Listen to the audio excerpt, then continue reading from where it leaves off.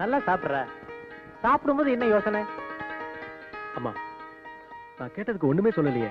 என்கிட்ட மட்டும் தைரியமா கேக்குறல்ல, உங்க அப்பா கிட்டயும் கேட்க வேண்டியதானே? என்ன 2 பேரும் தனியா பேசிக்கிறீங்க? அது ஒண்ணு இல்லப்பா. தங்கச்சி நிச்சயதார்த்தம் நாம நினைச்ச மாதிரி நல்லபடியா முடிஞ்சிருச்சு. கல்யாணத்தை இதை விட சிறப்பா நடத்தணும்னு அம்மா கிட்ட சொல்லிட்டு இருந்தப்பா. யாரு கல்யாணத்தை? உன் கல்யாணத்தையா?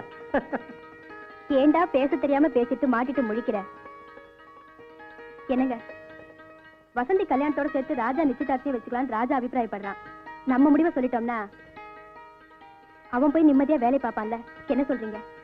தம்பி, நீதான் உன் காதலை பத்தி, அந்த புள்ள ராசத்தை பத்தி எல்லாம் விவரமா எழுதிருந்தியே. இதுக்கு மேல எங்களுக்கு ஒண்ணும் தெரிய வேண்டியதில்லை. நீ ராசாத்தியை கட்டிக்கிறதுல எங்க 3 பேத்துக்கும் மனப்பூர்வமா சம்மதம் சம்மதம் சம்மதம். உனக்கு திருப்தி தானே?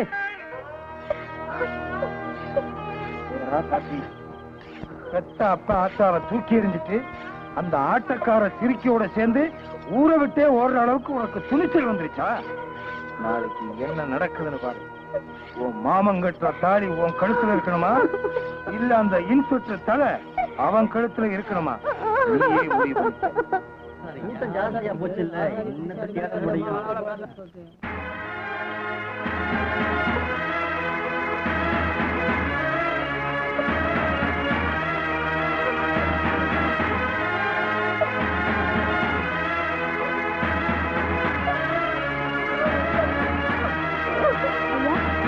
ஐயா, ராசாத்தியா உங்ககிட்ட கொடுக்க சொன்னாங்க.